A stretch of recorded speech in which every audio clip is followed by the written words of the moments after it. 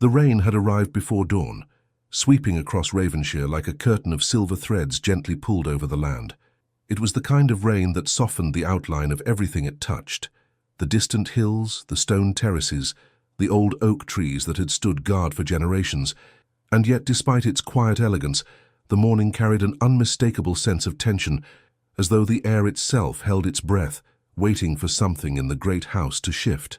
Inside the Duke's study, the world was dim and motionless. A single lamp burned near the edge of a massive mahogany desk, casting a muted golden glow upon ledgers, correspondence, and the Duke's discarded gloves. The fire crackled softly behind him, but he did not turn toward it.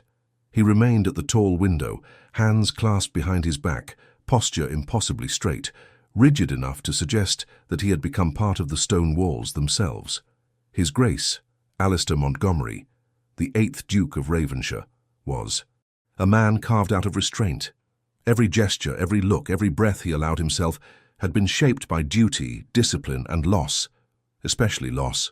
It was not a subject mentioned in his presence, nor something he himself dared revisit in thought, but it lived inside him like a shadow that refused to yield to the sun. He had vowed at 19 never again to love anyone deeply enough to lose them. It had been a private vow, a desperate vow, and he had honored it with almost religious dedication. Until the day he married Lady Helena Whitmore 3 years before, he had believed himself safe from ever breaking it. Marriage had been an obligation, a matter of lineage, propriety, alliances between houses, and Helena had seemed ideal. Graceful, composed, intelligent, unfailingly gentle, a woman who had not asked for his heart, nor expected affection from a man known for having none to give. She had entered Ravenshire as though stepping into a cold wind, and she had borne it, with dignity. And yet, in the quiet moments he pretended not to notice, something in her presence unsettled him, a warmth he did not know how to approach, a softness that made him acutely aware of his own rigid edges. He would never admit it aloud, but there were days when he caught himself listening for her footsteps in the hallway, days when her voice in the drawing-room caused a tightness in his chest he refused to name, days when he felt her looking at him across the dining table and had to force himself to remain composed. He felt far too much, and showed absolutely nothing. That was the way of Alistair Montgomery. The world knew him as cold. Helena knew him as distant. He knew himself as terrified. A knock sounded at the door. Alistair did not turn. One must always greet interruption with calm. That had been the motto drilled into him since childhood. "Your Grace," came the soft voice of his butler, Mr. Rowley, a man who had served the family since Alistair was a boy. Her. Grace has returned from her ride. A pause. A heartbeat. Alistair stiffened almost imperceptibly, a reaction no one else would have noticed, but Mr. Rowley certainly did. "Very well," the Duke replied, his tone even, unbothered. "She should change before attending breakfast." "Yes, Your Grace," the door closed. Helena always rode early in the morning when she needed to think, or when she needed to forget. He suspected it was the latter today. The previous evening had been tense. Lord Pembroke's ball, a glittering, crowded affair in London, had been their first public appearance together in nearly 2 months. Helena had looked exquisite in pale blue silk, her hair swept up with pearls. She had smiled when courtesy required, danced when invited, behaved as any duchess should. But Alistair had felt something beneath her composure, a coolness he could not decipher. And then, halfway through the evening, something had happened that he had not been able to forget. They had been standing near the grand staircase when a familiar voice cut through the murmur of the ballroom. Helena Whitmore. He had turned, and so had she. Lord Sebastian Ashcombe, son of Viscount Ashcombe, the charming, golden-haired gentleman who had once been Helena's childhood friend, had approached with a smile that was far too warm for Alistair's comfort. "I scarcely recognized you," Sebastian had said, his eyes moving over her with an ease that made the Duke's jaw tighten. "You have grown even. Lovelier since our last meeting. Truly quite beautiful. Beautiful." The word had hung between them like a spark touching dry tinder. Helena had flushed, surprised. She had murmured a polite thank you, nothing inappropriate, nothing untoward, but Alistair had felt something sharp twist inside him, a feeling he despised, a feeling beneath him, a feeling he had sworn never again to allow inside his chest. Jealousy. Men whispered that the Duke of Ravensshire was the most self-possessed gentleman in London. If they had seen the way his hand tightened around Helena's waist in that moment, they might have reconsidered. Sebastian, of course, had noticed it, and the glimmer in the man's eyes had not been friendly. But Helena, she had noticed nothing of her husband's reaction, or perhaps she had noticed and chosen wisely to pretend otherwise. On the carriage ride home she had sat opposite Alistair, hands folded neatly in her lap, her gaze drifting to the darkened window. He had wanted to speak, to say something, but pride had sealed his throat, and Helena, dignified and wounded in a way she tried to hide, had not spoken to him either. A silence colder than the night itself had travelled with them all the way back to Ravensshire. Now, in the morning light, Alistair attempted to convince himself he was unaffected, but the truth pressed against his ribs with the stubbornness of something long denied. He had not slept. Not because of Helena's silence.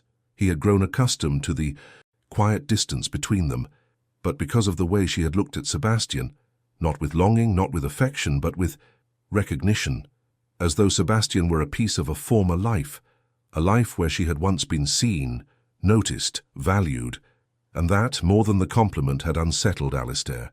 He turned from the window abruptly. Enough. Feelings served no purpose. Feelings were dangerous. He had buried them for years, and would bury them again. He took a steadying breath and straightened his coat. He would greet Helena at breakfast with the same controlled civility as always. He would behave as a duke, not as a man unmoored by a single word spoken by another.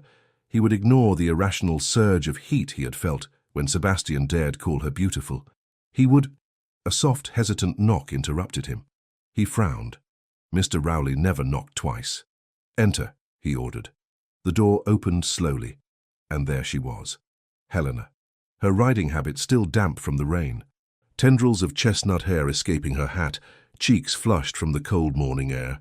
There was something fragile in her expression, something she tried to hide, but Alistair saw it in the way her fingers curled slightly around her gloves. She curtsied with graceful formality. "Good morning, Your Grace." Her voice was quiet, quieter than usual. Alistair felt something shift inside him, a small, unwelcome ache. "Lady Ravensshire," he replied, with a polite incline of his head. "You are soaked. You should change at once." She hesitated, just a breath, but he noticed. "I wish to speak with you first," she said softly. He stiffened. She never sought him out, never initiated conversation unless necessary. He gestured for her to enter fully. Though his pulse had begun a slow, heavy drum, Helena stepped inside the room, and the scent of rain and lavender drifted toward him. She did not move far, only to the center of the carpet, hands clasped. "About last night," she began. His jaw tightened. "Nothing of consequence occurred," he replied quickly. "Lord Ashcombe's comment was—" She cut him off gently. Helena rarely interrupted anyone. Her doing so startled him. "It was not his comment I wished to address, Your Grace." She lifted her gaze to him, and there was a sadness in it that reached him before he could fortify himself. "It is the silence." He blinked. She continued before he could respond. "Between us." The words were soft, simple, yet they struck the Duke like a blow. He had expected reproach, jealousy, irritation, but not this, never this. For the first time in a long while, Alistair felt truly unbalanced. "There is no issue between us," he said, more sharply than intended. Helena's eyes dimmed a fraction. "I see," she whispered. "Then I apologize for intruding." She curtsied again, but this time the movement trembled at the edges. She turned to leave, and something inside Alistair, something buried, long chained, pulled violently against his pride. He opened his mouth. For a second, a single wretched second, he nearly called her name, but pride, old and merciless, clamped its hand over his throat, and Helena left the room quietly, leaving Alistair alone in the silence he had created. Yet for the first time, it did not feel like victory. It felt like the beginning of loss. The rest of the morning passed in a manner that most of Ravenshire's household might have considered ordinary, but for the Duke, nothing felt remotely familiar. The quiet clatter of breakfast dishes being cleared, the muted footsteps of maids passing through the corridors, even the faint ticking of the French clock above the mantel. All of it felt sharper, louder, as though the world had decided to make noise only where he least wished to hear it. The tension he carried was invisible to everyone but himself, buried beneath the immaculate surface of a man who had spent his entire life mastering the art of emotional concealment. Helena's final whispered words lingered with him far longer than he cared to admit. "It is the silence between us." He repeated those words in his mind as he crossed the long gallery, his steps echoing against marble tiles. The portraits of Montgomery ancestors watched him with familiar severity. Dukes, duchesses, generals, women with eyes sharper than their jewels. They seemed to judge him now, silently accusing him of failing in the only task that truly mattered. He stopped before the portrait of his father, the 7th Duke of Ravenshire, a towering figure even in paint. Alistair's spine straightened involuntarily, as though old instincts were being summoned. "I am not failing," he muttered under his breath, but the words sounded hollow the moment they left him. His father had always insisted that vulnerability was a flaw unworthy of their lineage. Montgomery men do not yield to sentiment, Alistair. They command it. And the boy he once was, young, impressionable, eager to earn the approval of a man who seldom praised, had internalized every syllable. But none of those teachings had prepared him for Helena. Nothing in his upbringing had warned him about the particular ache of seeing a wife move with quiet grace around the home, but never toward him. Nothing had told him what to do when her eyes held warmth for others, yet caution for him. Nothing had prepared him for the peculiar pain that came with her polite distance, because polite it always was, never rude, never cruel, just resigned. It was that resignation that unnerved him most, and so he found himself wandering not intentionally, but driven by something restless inside him. He eventually ended up in the West Wing, one he seldom visited unless duty required it. The rooms here were rarely used now, yet they bore the faint, unshakable memory of someone he had tried for years not to think about, Charlotte Harland. He paused outside the music room, fingers grazing the doorknob out of an old automatic habit. The scent of polished wood drifted through the gap beneath the door, and the echo of another life whispered back to him. He could almost hear it, the faint melody of her violin, her laughter when she caught him lingering in the doorway, her playful reprimand. "You watch too much and say too little, Alistair." He closed his eyes. Too much of Charlotte lived in this room, too much of his old self, too much of a promise he had never been able to keep. When she died, when illness took her swiftly, mercilessly, he had broken in a way he had sworn no one would ever see. And what frightened him was not the pain of losing her, but the depth of it, the terrifying way it had hollowed him out, made him unable to breathe without thinking of her. He had vowed never again to give anyone the power to destroy him, never again to feel so deeply that the world could collapse if they left. Marriage, then, had seemed simple, safe, controlled. Helena had not been Charlotte. He had made sure of it. He had kept her at a distance because if he let her close, if he allowed the smallest possibility of affection, everything he had built to protect himself would crumble. Yet last night, watching her blush faintly at Sebastian's words, something within him had cracked, if only for a heartbeat. He hated that the crack was still there. Alistair opened the music room door slowly, his breath catching despite himself. The room smelled of dust and memories. A white sheet draped over the violin stand, like a ghost of the past. On the far wall hung a single sketch, Charlotte at 19, drawn by an artist who had captured her smile with painful precision. He stepped closer, compelled by something he could neither name nor refuse. She had been radiant, full of life, so certain he would one day let her in completely. But he never had, not the way she had wanted. Even then he had held back, held everything back, and Charlotte had died believing he was simply a reserved man, not that he was a man. Afraid of the depth of his own emotion, he dragged a hand across his face, suddenly exhausted by the weight of memory. Helena's quiet voice echoed faintly in his mind. "It is the silence between us." He exhaled sharply, anger rising, not at Helena, not even at Sebastian, but at himself. He had created the silence. He had built a marriage on caution rather than connection, and now he was startled that she felt alone. He turned away from Charlotte's portrait, shutting the door more forcefully than intended. He needed the grounds, the air, distance from ghosts. Outside, Ravenshire spread before him in sweeping green plains, broken only by hedgerows and grazing horses. The rain had softened into a mist, and the scent of wet earth filled the air. He walked quickly, his boots striking the gravel path with purpose. He needed clarity, or so he told himself. He reached the stables, expecting them to be quiet at this hour, but to his surprise, one of the stable boys bowed hastily and stepped aside. As Alistair entered, and there she was, Helena, still in her riding habit, though now dry, speaking softly to her mare Willow. She had always been gentle with animals, more gentle perhaps than she could allow herself to be with people. She stroked the horse's neck with a tenderness that pulled at something deep within him. He froze. She looked peaceful here, in a way she seldom looked inside the house. Her posture relaxed, her expression unguarded. She murmured something to the horse that he could not hear, but Willow nickered in response. A strange sensation swept through him, something close to envy. He envied the ease with which she offered affection to everything except her own husband. Before he could move, Helena turned and noticed him. Her eyes widened slightly in surprise, then she dipped her head politely. "Your Grace." He cleared his throat. He never cleared his throat. "Lady Ravenshire." Silence stretched between them, taut and fragile. She waited respectfully for him to speak, the way a duchess was expected to, but he found himself oddly uncertain. She finally broke the silence. "Is there something you wish to discuss?" Her tone was careful, measured in a way that made his chest tighten. He glanced briefly at the stable boy, who immediately hurried out, leaving them alone. Alistair stepped forward, but only slightly. "About last night," she gave a faint, almost imperceptible smile, though it held no amusement. "I told you, Your Grace. Lord Ashcombe's—" Compliment meant nothing. He stiffened. "I did not bring it up because of jealousy."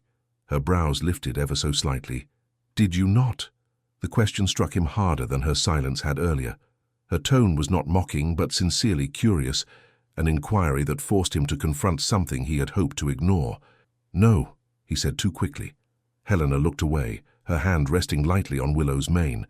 "Then why did you grip my waist, as if I might be taken from you?" The air left his lungs. He remembered the moment vividly. The ballroom lights, Sebastian leaning in, Helena's startled blush, his own hand finding her waist in an instinct he had not allowed himself in years. He had acted without thinking, without caution, without the armor of self-control. And she had noticed. Helena always noticed more than she allowed him to realize. He forced his expression back into neutrality. "It was crowded," he said, knowing the excuse was weak. Helena turned back to him, and there was something new in her gaze, not accusation, not softness, but a quiet understanding that unsettled him more than anything else could have. "You do not need to protect me from a crowded ballroom, Alistair." The use of his first name, rare, delicate, unexpected, sent a jarring sensation through him. She seldom spoke it, he seldom invited it. He swallowed. She continued, her voice low. "You only hold me when you are afraid." He looked away. The truth of it cut deeper than any blade. Helena did not push further. She stepped back, resting her hand lightly on Willow's neck. "I will not intrude again," she said softly. "I know you prefer the silence. I only wished to understand whether it is something you choose or something you fear." He felt the words like a strike to the chest. Before he could form a response, before he could summon the courage or the pride or whatever fragile defense he normally relied upon, she curtsied. "Good day, Your Grace." And then she left the stables. He watched her walk away, every step feeling like another inch of distance he had created, and did not know how to reclaim. For a long moment, Alistair remained completely still. Then, when he finally exhaled, he realized Helena had not wounded him. She had exposed a wound that had never healed, and for the first time in years, the Duke of Ravensshire felt the past inch closer, threatening to break through the walls he had built around his heart. The following days unfolded with a deceptive calm that only served to heighten the tension simmering beneath the surface of Ravenshire. Alistair carried himself with his usual composure, But the servants noticed, quietly, discreetly, a certain sharpness to his movements, a restlessness in the way he paced his study, the way he dismissed footmen with a mere flick of his hand. Helena, for her part, moved through the house with measured grace, fulfilling her duties flawlessly, yet offering her husband nothing beyond what etiquette strictly required. Their marriage had always been quiet, but this new quiet was different. This one had edges. Alistair felt them every time she entered a room and greeted him with a polite dip of the head instead of the soft, uncertain smile she used to give him. He felt them in her silence at dinner, in the way she kept her gaze lowered when he spoke, in the faint stiffness of her posture whenever he stepped too close. He had caused it. He knew that, and yet he did not know how to undo it, not without tearing down the barricades he had spent years constructing. On the fourth afternoon since their exchange in the stables, a letter arrived. It bore the crest of Viscount Ashcombe. Alistair's entire body went rigid. He opened it with the precision of a man defusing an explosive. "Your Grace, it is with great pleasure that the Viscount and Viscountess Ashcombe extend an invitation to you and the Duchess of Ravenshire to attend a gathering at Ashcombe House this Friday evening." His jaw tightened. A gathering, hosted by Sebastian's family. He read the rest of the elegant script through clenched teeth. When he reached Helena's name, the Duchess of Ravenshire, whose presence will be most welcome, a flicker of something ugly twisted in his chest. Sebastian had no right to welcome Helena anywhere. He set the letter down, calmly, deliberately. Then he stood still for a long time, staring at the unreadable pattern of the rug, as though it might contain answers to questions he refused to articulate. A knock sounded at the door. "Your Grace?" It was Mrs. Harbury, Helena's lady's maid, a woman of sharp senses and discreet observation, too discreet in his opinion. "Yes? Her Grace asked me to inform you that she will be going to the village this afternoon to assist with preparations for the spring charity fair. She thought you should be made aware." Alistair's brow furrowed. "She is going alone?" "No, Your Grace. Lord Ashcombe is already in the village. He offered his assistance to the vicar and—" Alistair didn't hear the rest. He heard Lord Ashcombe and Helena in the same sentence, and a bright, icy thread of jealousy slid down his spine. He dismissed the maid with a curt nod. After she left, he sank slowly into his leather chair, refusing to acknowledge the emotion tightening his chest. But jealousy didn't need acknowledgement. It existed regardless. Helena had not intended to return late, but the charity committee meeting had gone longer than expected. The sun had dipped behind the hills, the sky glowing faintly pink as her carriage turned onto the path leading to Ravenshire House. She stepped down gracefully, gathering her skirts, unaware that Alistair himself stood in the shadow of the door, watching her. When she finally noticed him, she paused. Her eyes flickered, not with fear, not with affection, but with a guarded neutrality he despised seeing on her face. "Good evening, Your Grace." He nodded stiffly. "You returned later than anticipated." "The preparations took longer. The fair is in 2 days and there was much to coordinate." He hesitated. A dangerous question pressed at his throat. "Was Lord Ashcombe assisting you?" She blinked, not in surprise but in caution. "Yes. He offered to help with transporting the donations from the hall." Alistair's jaw tightened. Helena noticed. She did not mention it. She never mentioned his reactions anymore. Instead, she lifted her chin with quiet composure. It was kind of him. Alistair felt a heat rise beneath his skin. Kind. Kind was a word Helena had never used to describe him. He stepped closer, not enough to be inappropriate, but enough to make her breath catch almost imperceptibly. "Kindness can be mistaken for familiarity," he said coldly. Helena's brow softened with polite confusion. "I do not understand. You allowed him to escort you through the village?" Her lips parted slightly. "He is an old friend, Your Grace. I saw no harm in it." His voice turned low, quiet, and dangerous in its restraint. "There is harm when another man feels comfortable enough to call my wife beautiful." Her breath stilled. The air between them grew tense, as though every unspoken emotion of the past 3 years had risen to the surface. Helena's voice, when it came, was soft but steady. "You are speaking of something that offended you, not something that offended me." The truth of it hit him like a blade. Before he could respond, a footman opened the door, unaware of the storm unfolding. Helena curtsied with perfect composure and stepped inside, and Alistair, standing alone on the front steps, realized with unwelcome clarity that jealousy had its own kind of humiliation.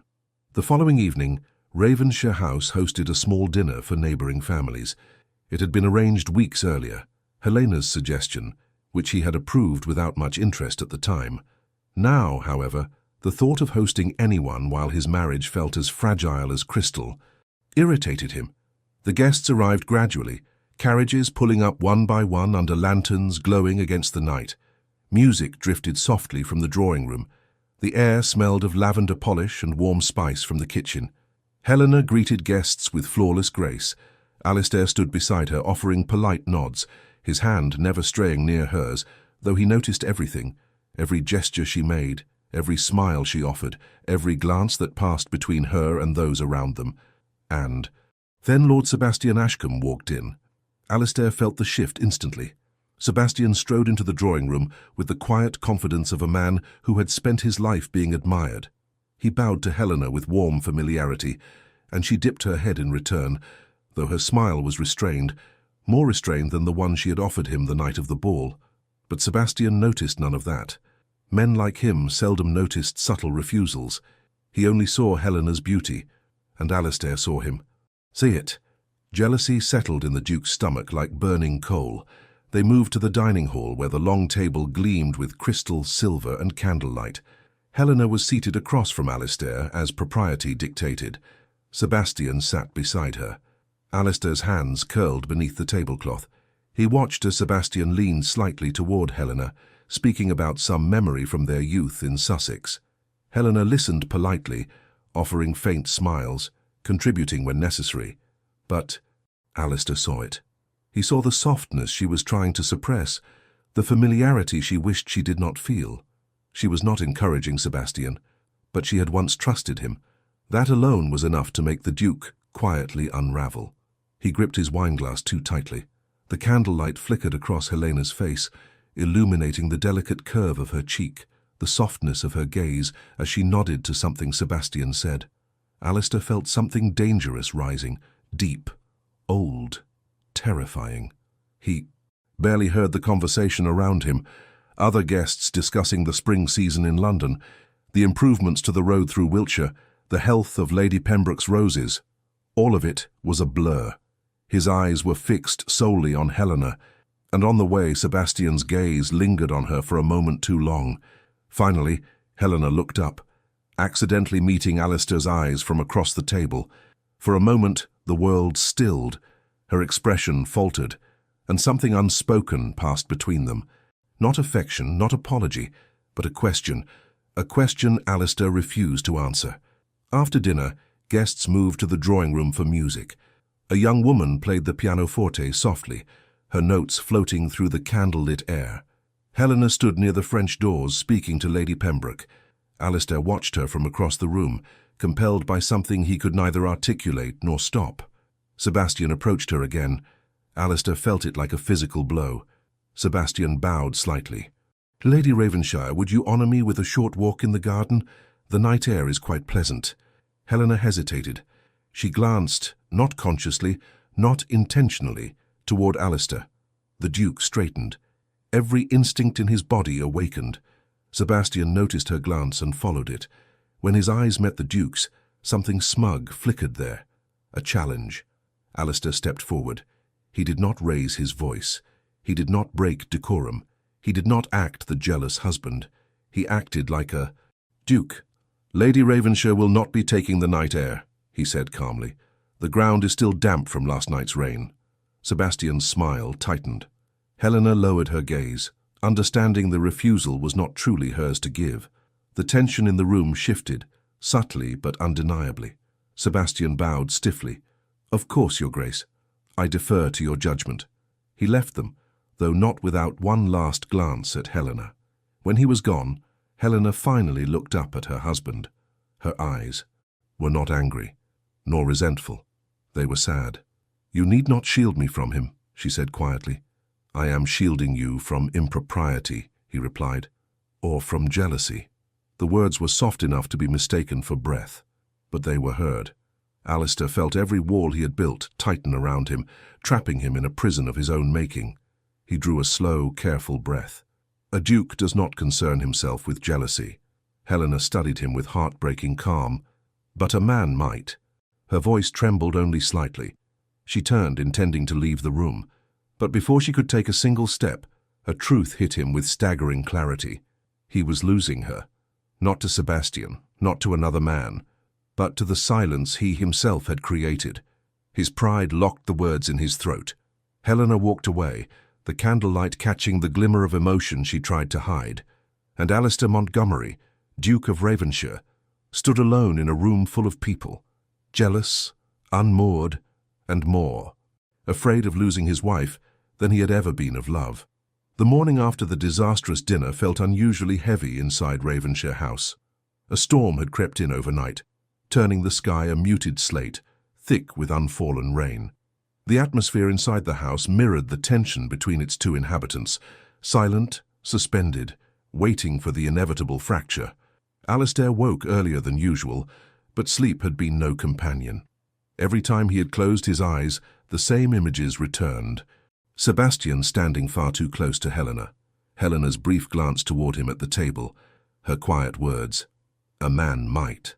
And worst of all, the sadness in her gaze when she looked at him in the drawing room, as though she were mourning something long dead.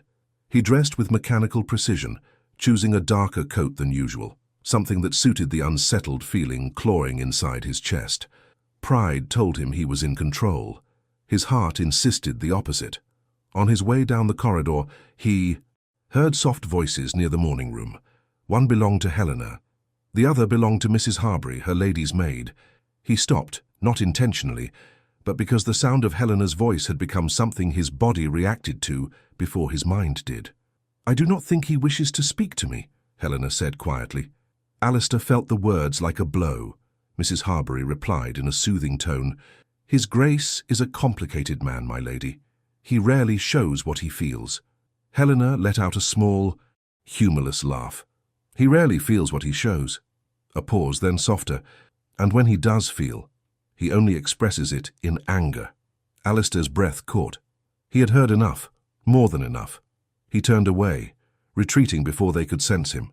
Pride burned through him in a hot, humiliating wave. He should speak to her, but every time he considered it, something inside him locked tight, like a door he could not open. Instead, he retreated to his study, telling himself he needed space, distance, clarity. But the truth was simpler. He did not know how to be around her when she was hurting because of him, and that terrified him. It was nearly noon when Helena appeared at his study door. She knocked softly before entering, always polite, always careful not to intrude. Her gown was a soft grey blue, simple yet elegant, matching the somber light of the day. Her hair was pinned in a modest twist, though a few strands had loosened, giving her an almost fragile appearance. "Your Grace," she said formally, "may I speak with you?" He looked up, forcing his voice steady. "Of course." She stepped inside and closed the door gently before approaching the center of the room. "I wish to apologize," she began. The words shocked him so thoroughly that he actually stood. "Apologize?" he repeated. "For what?" She kept her gaze lowered. "For causing discomfort last night. For allowing Lord Ashcombe to monopolize my attention. For—" Her voice caught slightly. She steadied herself. "For giving the impression that I welcomed it." His chest tightened painfully.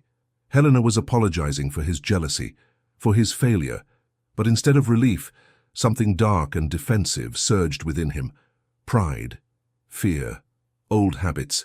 "There is no need to apologize," he said, but his tone was cool, too cool. "It was not your conduct that troubled me." She looked up at him, eyes searching. "Then what was it?" He went still. To answer her honestly would require vulnerability. To answer dishonestly would wound her. He chose the worst option of all. He avoided the answer. He walked past her toward his desk, needing distance. "The matter does not warrant discussion."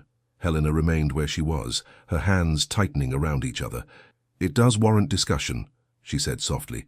"If there is something I have done to earn your displeasure, I should know."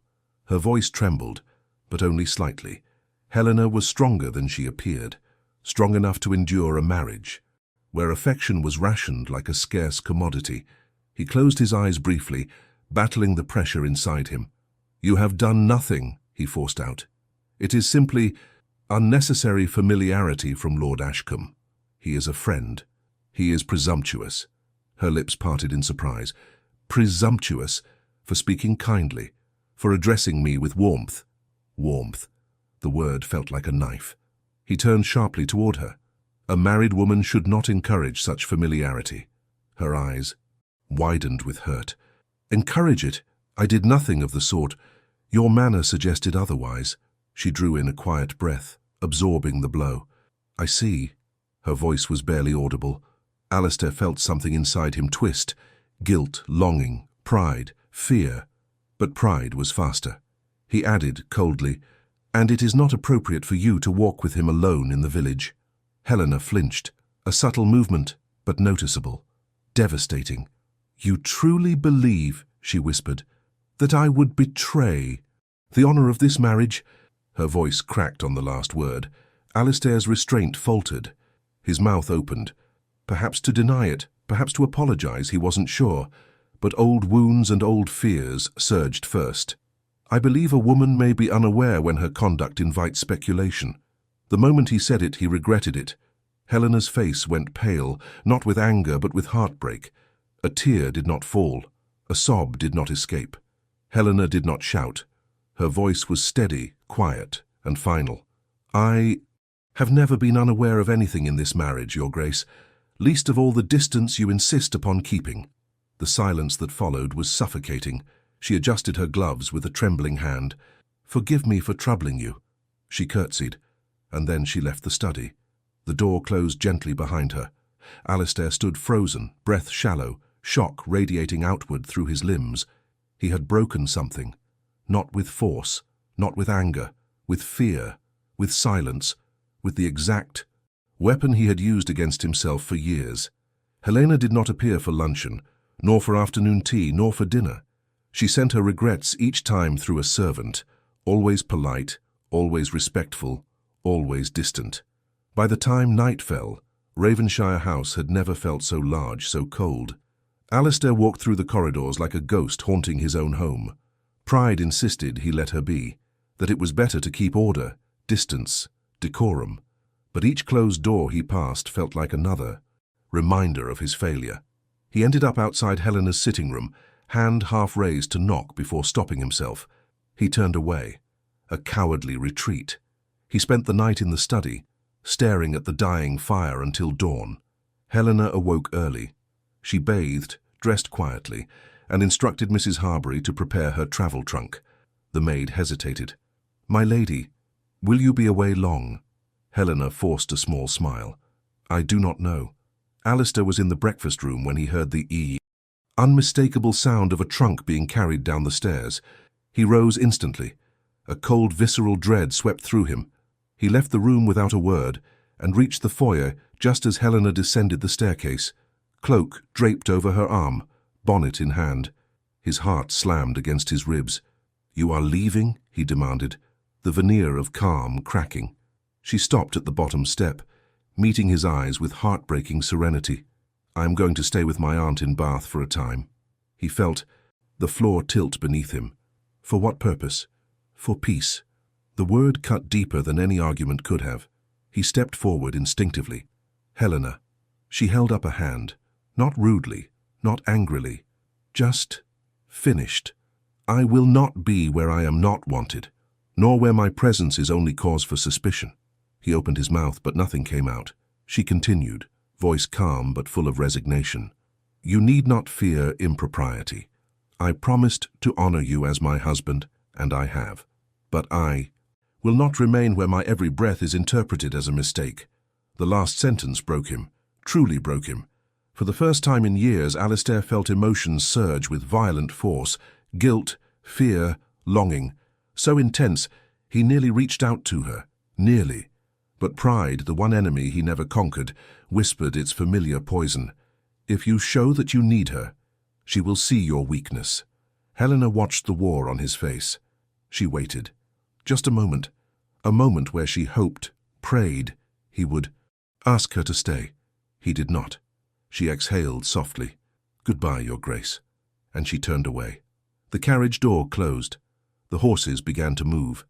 Alistair stood in the open doorway, drenched in the cold morning air, watching the carriage grow smaller along the long gravel drive. He did not move. He did not call out.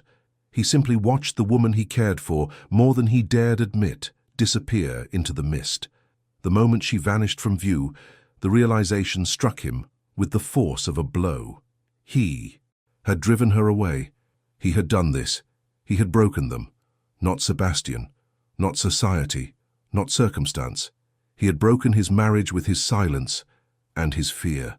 For the first time since he was 19, the Duke of Ravenshire sank to his knees, and he was alone, utterly, irreversibly, alone. It rained the entire first day Helena was gone. A slow, relentless rain that drummed against the windows and soaked the grounds of Ravenshire until the earth itself seemed to sag beneath the weight of it. The sky hung low and grey, and the house, once merely quiet, now felt cavernous and vacant, every corridor echoing with a silence far more brutal than any argument could have been. Alistair scarcely left his study. The servants whispered among themselves in the hallways, exchanging glances they hoped he would not notice. They had cared deeply for Helena, far more deeply than they dared express, and her sudden departure had cast a pall over the entire estate. But none felt the loss more viciously than the Duke. He remained rigid in his chair, staring at the dying embers of the fireplace. His thoughts moved in circles, returning again and again to the same unbearable truth. He had let her go.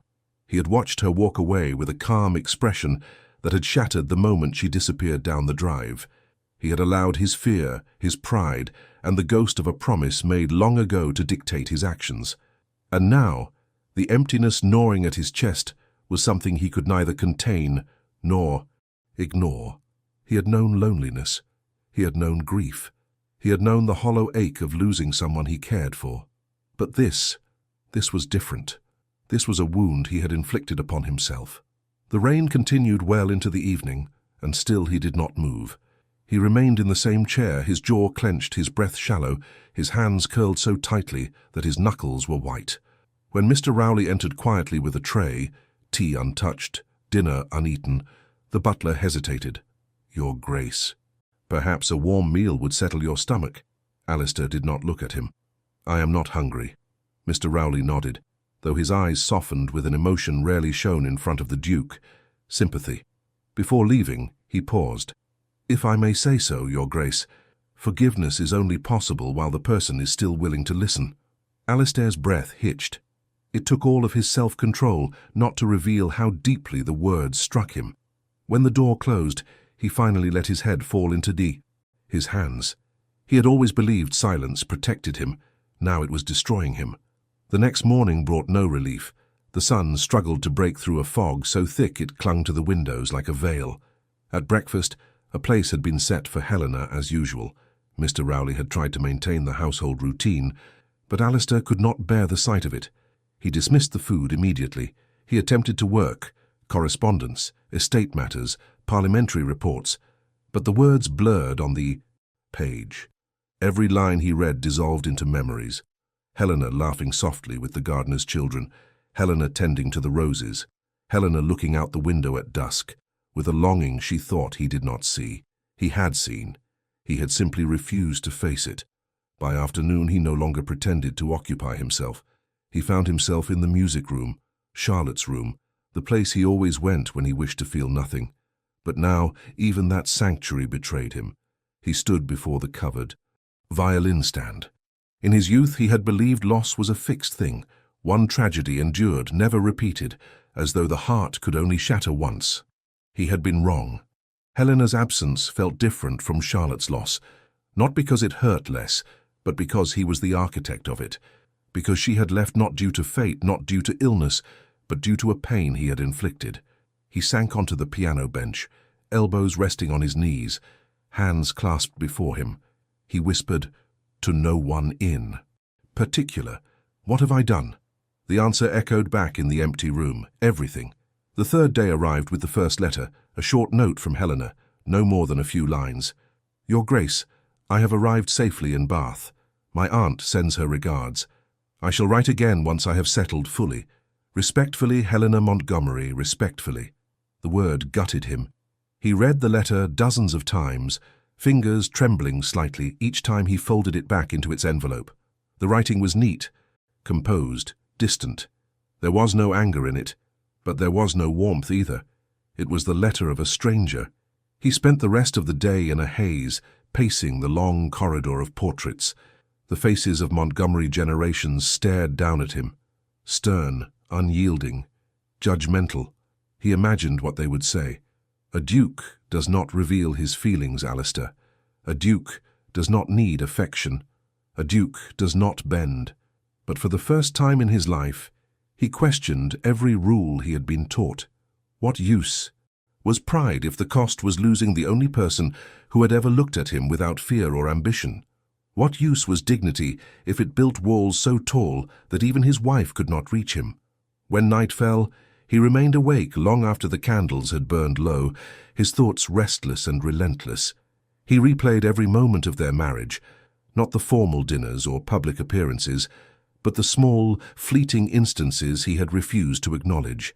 The soft smile she gave him when he returned, late from London, the hope in her eyes the night she asked if he would accompany her on a walk, the slight tremble in her voice the first time she called him Alistair, the sadness that deepened each time he failed to respond. He had not realized how much she had tried, how much she had given of herself, how much she had hoped, and he had repaid her with distance, silence, fear disguised as indifference. He rose abruptly, unable to sit still any longer. He needed to write to her, immediately. He returned to his study, lit a candle and sat before the blank page. But the moment the quill touched the parchment, he froze. What could he say? Forgive me? I was wrong? I miss you? The words felt too bare, too raw, too dangerous. He set the quill down. He tried again an hour later, and again. Each attempt ended the same way, with ink blots staining the paper and the weight of pride pressing against his throat like an iron collar. By dawn, he still had not written a single line. On the fourth day he rode to the village, not for business, not for any logical reason, but because he needed movement, distraction, anything to quiet the chaos inside him. He had not expected to run into Lord Sebastian Ashcombe, but fate seemed determined to pry old wounds open. Sebastian stood outside the vicarage speaking with the curate. When he noticed Alistair approaching, he straightened, offering a polite, overly formal bow. Your Grace. Alistair nodded stiffly.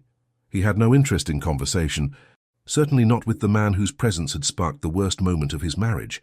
But Sebastian, either oblivious or intentionally provoking him, stepped forward. I hear Lady Ravenshire has travelled to Bath. Alistair's jaw clenched. Her plans are of no concern to you. Sebastian's smile faded. I meant no disrespect. Silence stretched between them. The village street seemed painfully still. Sebastian shifted. She looked unhappy the evening of your dinner. Alistair's eyes hardened. You presume too much. But Sebastian did not back away. He spoke quietly, without arrogance this time. She is a woman deserving of gentleness, Your Grace. I hope you know that. Something inside Alistair snapped, softly, quietly, but unmistakably. He did not strike the man. He did not raise his voice. He did not break decorum. But his words turned to ice. You will not speak of my wife again. Sebastian held his gaze for a long moment, then inclined his head. As you wish. He walked away. Alistair's hands shook as he gripped the reins of his horse, not with rage, with shame, because even a man he disliked had seen her pain. When he returned to Ravenshire, another letter was waiting. Short, polite, distant. Your Grace, I am settling in comfortably. The air in Bath is restorative and my aunt is most accommodating. I trust Ravenshire is well. Respectfully, H. Montgomery, H. Montgomery. Not Helena, not your wife. Just initials. He sank into his chair. He read the letter.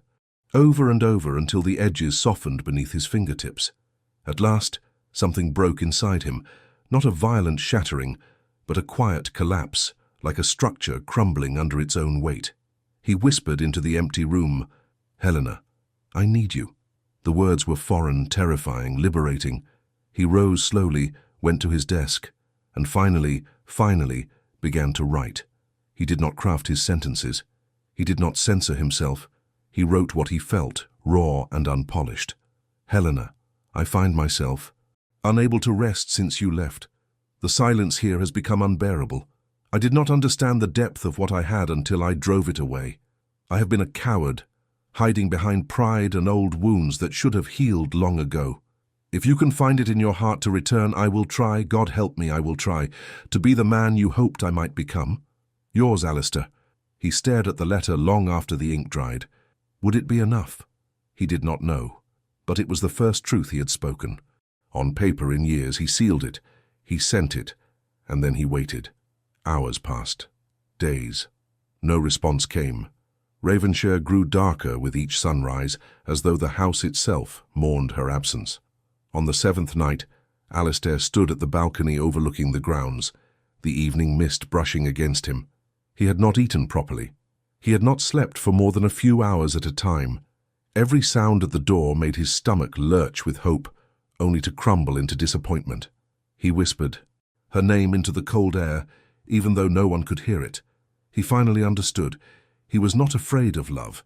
He was afraid of loving her and losing her, but she was already lost, unless he did something more than write letters, something more than wait, something he had sworn never to do. He needed to go after her. He needed to fight for her. For the first time, action, not silence, would save him. And with that realization, the Duke of Ravenshire made his decision. He would go to Bath. He would bring his wife home, not by command, not by right, but by earning her forgiveness, by proving he had finally learned to speak the truth his heart had always known. For a man known for his unwavering composure, Alistair Montgomery had never moved with such urgency in his life. On the morning he resolved to go to Bath, the entire household fell into a state of hushed astonishment. The Duke was not a man prone to sudden decisions, or any decisions that revealed emotion, but this journey was fueled, not by duty, not by society's expectations, not even by logic. It was fueled by fear and longing, and something he had denied for so long that it now threatened to rupture through every defense he had ever built. He departed Ravenshire at first light. The sky was pale, streaked with dawn's early grey, and the air held the crisp chill of early spring. His horse was saddled before most of the staff had even risen, and Mr. Rowley himself stood at the entrance, watching as Alistair mounted. "Safe. Travels, Your Grace," the butler said quietly. Alistair merely nodded, but Rowley added even softer, "Bring her home, sir." Those words clung to him as he rode away. The journey to Bath took hours, long, restless, torturous hours. Each mile brought a new wave of doubt. Would Helena receive him? Would she read his letter and see sincerity, not desperation? Would she look at him with anger, or worse, indifference? He replayed every moment of their marriage as the countryside blurred past him, the nights he left her to dine alone, the mornings he offered only curt nods instead of conversation, the moments when she had reached out, tentatively, bravely, only to be met with a wall of cold restraint. "I will not be where I am not wanted." Her voice haunted him. He had wanted her. He had always wanted her. But wanting and allowing himself to feel were not the same. His heart had been locked long before Helena entered his life, and he had not known how to open it. He had never been taught. He had never been encouraged. But Helena had tried. She had tried so many times he could now list every attempt with painful clarity. When she asked if he enjoyed music, when she invited him for a walk through the gardens, when she reached for his hand during a storm, when she called him Alistair for the first time. He had refused her every time, not intentionally, not cruelly, but out of fear. Fear that loving again meant losing again. By the time he reached Bath, the sky had begun to clear. Sunlight filtered through the clouds, casting a soft glow over the city's elegant stone buildings. Carriages lined the streets. Ladies in pastel gowns walked with parasols, and laughter drifted from shop fronts. Bath was everything Helena deserved. Warm, social, gentle. He dismounted at the townhouse belonging to Helena's aunt, Lady Trevelyan. a formidable widow known for her keen judgment and sharper tongue. If Helena had confided in her, as she likely had, the odds of a warm reception were slim. Alistair drew a breath, squared his shoulders and knocked. The butler opened the door. His expression froze the moment he recognized the Duke. "Your Grace." His bow was stiff. "Lady Trevelyan is at home. I shall inform her of your arrival." He was led to a drawing room decorated in soft blue and gold. A harp stood near the window. A vase of early spring flowers, snowdrops, primroses, sat on a small table. Helena loved snowdrops. He reached out to touch one, but stopped himself. He did not deserve to. Touch anything she loved. Lady Trevelyan entered a few minutes later. She was tall, silver-haired, elegantly dressed, and possessed an expression that made even powerful men choose their words carefully. "Your Grace," she greeted coolly. "This is unexpected." Alistair bowed. "Lady Trevelyan, I thank you for receiving me." "I had little choice," she replied, seating herself with deliberate poise. "One does not leave a duke waiting on the doorstep." Her tone made it clear she would not offer him more courtesy than that. Alistair remained standing. "I have come to speak with my wife." Her eyes sharpened. "And after 3 years, what sudden revelation brings you to Bath?" He swallowed. "A letter unanswered." Lady Trevelyan lifted a brow. Helena did not believe a response was required. The floor beneath him felt unsteady. "I must see her," he said quietly. "Please." For a brief moment, sympathy flickered in the older woman's eyes, but it was gone as quickly as it appeared. "I will allow it, but only because Helena is kind and deserves closure, whichever form that may take." Closure. The word struck him with a force that nearly made him stagger. He had not considered that Helena might not wish to return. He had not let the possibility form a complete thought, but now the possibility consumed him. He forced himself to remain composed. "Thank you," he said, voice low. Lady Trevelyan summoned the maid. "Inform her Grace that the Duke has arrived." "And requests an audience." The maid left. Alistair's hands curled behind his back, an idle stance for most, but a lifeline for him. Minutes stretched into hours, not literally, but long enough that every breath felt tight, every second unforgiving. At last, Helena entered. She wore a soft cream dress, simple in cut, her hair gathered in a loose chignon. She looked rested, though there was a sadness in her eyes that had not been there when she left Ravenshire. She stopped in the doorway. Alistair forgot how to breathe. She looked fragile and stronger than he remembered, both at once. She curtsied. "Your Grace." Formality, distance, a title instead of a name. He bowed. "Helena." Her breath caught, but only for a moment. Lady Trevelyan excused herself, leaving them alone. Alistair stepped forward. "I received no reply to my letter." Her gaze dropped briefly to the carpet. "It did not require one." He swallowed hard. "I asked you to return." She looked up, and the pain in her eyes made him feel as though he were being split open. "You did not ask me to stay when I stood before you with my trunk." He exhaled as if she had struck him. She continued gently, too gently. "You asked only after I left." He took another step toward her. She did not retreat, but she did not soften. "Helena, I have made countless mistakes. I have hurt you. I have let my past dictate my present." His jaw tightened, emotion burning in his voice. "I drove you away. I admit it, and I regret it more than I have ever regretted anything in my life." She looked away. "Regret is not the same as change." Her words sliced cleanly through him. He ran a hand over his face, an uncharacteristic sign of distress. "I do not know how to be the man you deserve." Her eyes shimmered, but no tears fell. "Then perhaps you should not have married." It was not cruel. It was honest. The kind of honesty he had denied her for years. He stepped closer again, now dangerously near. But still she did not. "Move your—" "I cannot lose you," he said, voice almost breaking. "Helena, I cannot—" She finally stepped back, not in fear, but in quiet, resolute self-protection. "You already did." The words hit him like a blade to the chest. For a moment he could not speak. He could scarcely stand. Helena continued, calmer now. "I needed partnership. I needed respect. I needed—" Something more than silence and suspicion. She paused. I needed a husband who saw me. He felt the weight of every unspoken emotion he had kept locked inside, every choice made in self-preservation, every moment he had allowed fear to win. He lowered his head. You deserved all of that. And you gave me none of it.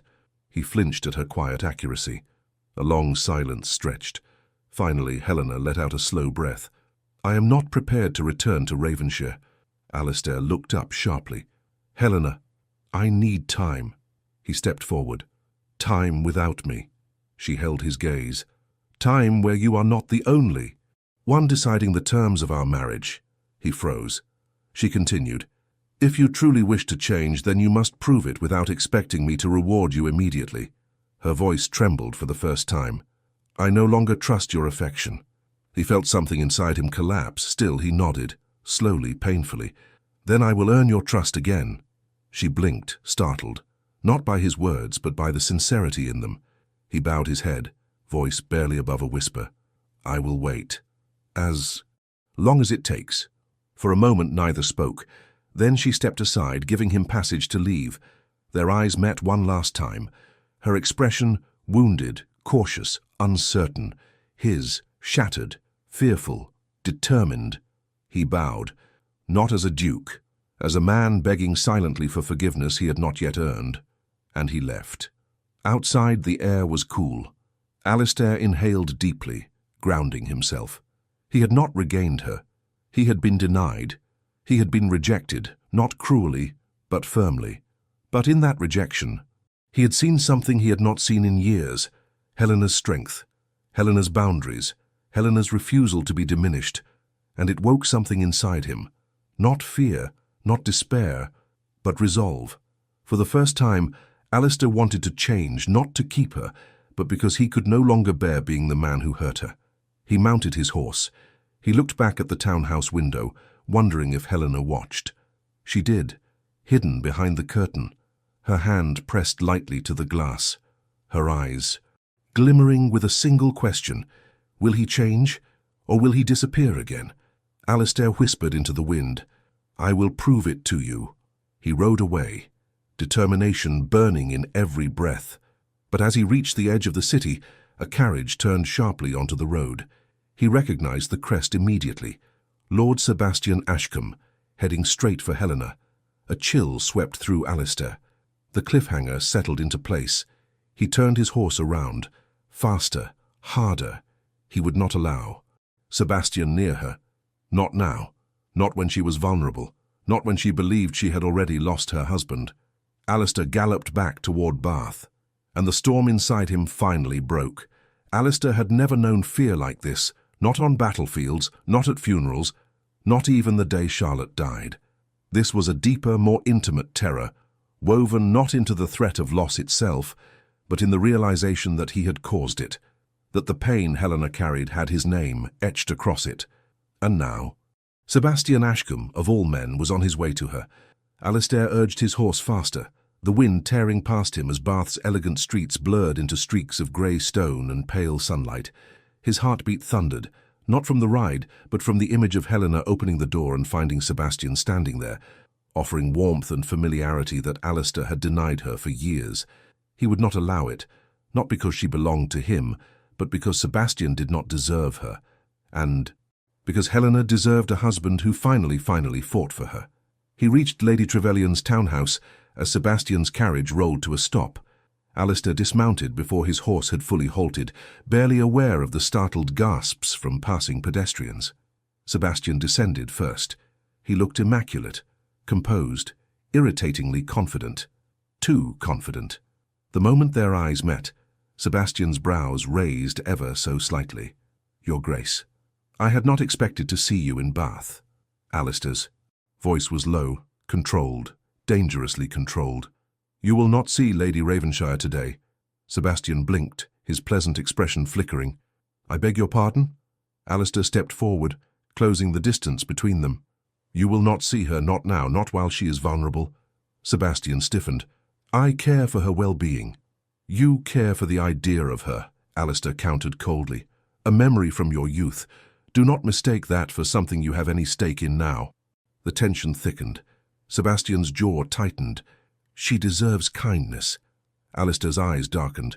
She deserves her husband. For a long moment, the two men stood in taut silence, aristocratic restraint barely containing the storm beneath. But Sebastian, sensing a battle he could not win, not today, slowly inclined his head. "As you wish, Your Grace." He returned to his carriage, but before stepping inside, he added softly, "Do not fail her again." The carriage pulled away.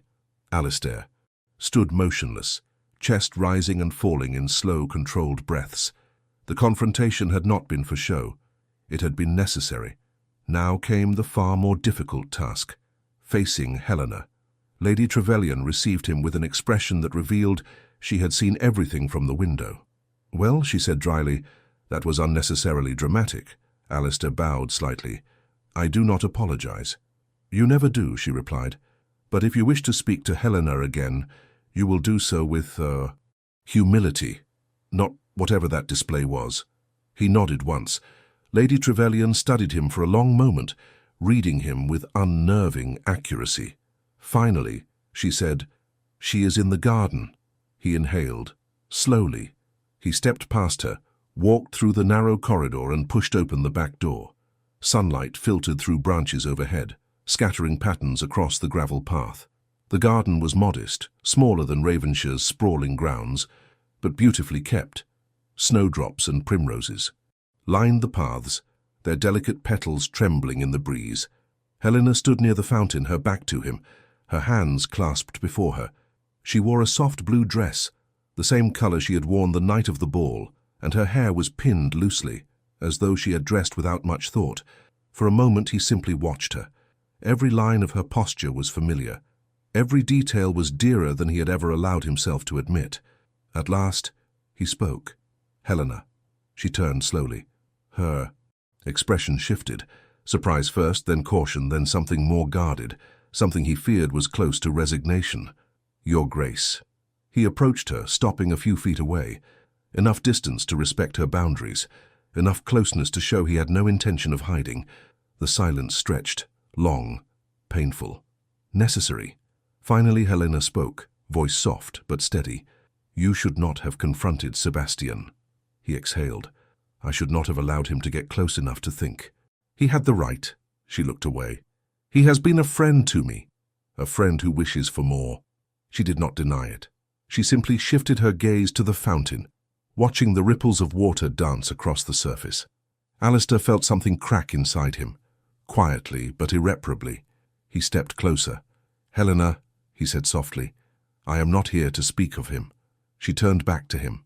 Her eyes were clear, guarded, expecting little, prepared for disappointment. The realization nearly broke. "Him. I am here," he said, voice low and uneven, "to speak of us." She swallowed, but she did not move. He continued, each word a confession he had never believed himself capable of making. "The morning you left, I knew it was my doing. I knew it the moment your carriage disappeared into the fog. I have known it every hour since." Her brows drew together slightly. He drew a breath. "I have lived behind walls all my life. Walls I believed protected me, protected others, from who I was beneath them. But those walls have done nothing but imprison me, and wound you." Helena's breath trembled, though she fought to steady it. He stepped closer, slowly, allowing her to stop him if she wished. She did not. "I have been a coward," Alistair said quietly. "Afraid to love you, afraid to lose you, afraid to feel anything that might weaken the facade I was taught to wear." His voice tightened. "But I lost you anyway." Her eyes flickered. Pain, hope, fear. He continued. "The silence you spoke. Tove, I created it. Not because you did anything wrong, not because you were unworthy, but because I did not know how to be a husband." His throat constricted. "I know now." A faint breeze rustled the leaves above them. Helena finally spoke. "Words are easy, Your Grace." The softness in her voice made the words hurt more than anger ever could. He nodded. "Then allow me to prove it with actions." She hesitated. He took one more step, close enough for her to feel the sincerity radiating from Him, but not close enough to touch. Not yet. I will spend the rest of my life proving it if you let me. Her lips parted slightly, not in surprise, but in disbelief. She whispered, "Why now? Why only now?" He closed his eyes briefly. "Because watching you walk away was the first time I truly understood what losing you meant." He met her gaze, letting her see everything he had hidden. "Because I love you." The words hung in the air, fragile, final, irrevocable. Helena went still. Her breath caught. Her fingers trembled. She stared at him as though trying to determine whether the earth had shifted beneath her feet or if she had imagined the confession entirely. He stepped forward, voice quiet but firm. "I love you, Helena. I have loved you in silence, in fear, behind every shield I built. I loved you even when I denied it to myself, and I will never, never make you question your worth again." A single tear slipped down her cheek, the first he had ever seen from her. She wiped it quickly as though embarrassed. He moved instinctively but stopped, his hands suspended between them. Helena stared at his outstretched hand as though it were both a promise and a danger. He withdrew it slowly, respectfully. "I will not touch you until you ask me to," he said softly. Her breath quivered. Silence enveloped the garden. Then, quietly, Helena whispered, "Why did you never say these things before?" He let out a long, shuddering breath. "Because I buried myself long before you came into my life," he swallowed. "And because you deserved a whole man, something I feared I could never be." She looked away, tears glistening. "I was so lonely," she confessed in a trembling voice, "so afraid I would spend my entire life beside a man who would never see me." His voice broke. "I see you now." She met his gaze. He held nothing back, no reserve, no pride, no distance, just truth. "You are the one thing I cannot, will not, lose." Helena inhaled sharply. For a moment, neither moved. Then she asked the question that mattered more than any other. "Do you truly believe you can change?" He took a slow breath. "I do not believe it." He stepped closer, closer still. "I choose it." Her lips parted, breath trembling. He searched her eyes. "And I will choose it every day." Helena closed her eyes briefly. When she opened them, they were shining with tears and something else, something timid, fragile, but alive. Hope. A single step brought her closer, close enough that he could feel the warmth of her breath. Her voice was barely audible. "Alistair." His heart clenched. She continued softly, "If I return to Ravenshire, I cannot endure the man you once were." He nodded. "You will not have to." Another tear escaped her. He ached to wipe it, but he waited until she reached up, slow, hesitant, and placed her hand against his chest, right over his heart. His breath stilled. Her touch was feather-light, fragile, precious. "Then show me," she whispered. "Show me the man you wish to become." He covered her hand with his own, slowly, reverently, their first voluntary touch in months. His voice was unsteady. "I will." She looked up into his eyes, and in a breath of courage, gentle, trembling, fierce, she leaned into him just enough that her forehead brushed his. It was not a kiss. It was something deeper. Permission, recognition, a fragile return. He closed his eyes, exhaling as though a lifetime of tension had finally left him. "Helena," he murmured, "forgive me." Her whisper was soft against his skin. "Not yet." He nodded. "Acceptance. But you may hold me." His breath broke. Gently, carefully, he wrapped his arms around her, drawing her against him with a tenderness he had never allowed himself to feel. She melted into him, her hands gripping his coat, her tears soaking into his shoulder. He held her as though holding something sacred, and for the first time in his life, Alistair Montgomery understood what it meant to love without fear. When she finally pulled back, her eyes were red but clearer. "Take me home," she whispered. Emotion surged through him, raw, overwhelming, and impossibly beautiful. "Yes," he breathed. "Yes." Helena placed her hand in his, not as a duchess, not out of duty, but as a woman ready to try again. He lifted her hand to his lips and kissed it softly, reverently, and she let him. As they walked back toward the townhouse, the sunlight broke through the clouds, warm, gentle, full of promise. They would return to Ravenshire not as strangers bound by duty, but as two hearts learning, slowly and bravely, to beat together. The Duke, who had promised never to love, finally did, and for the first time, Helena allowed herself to believe he might never stop.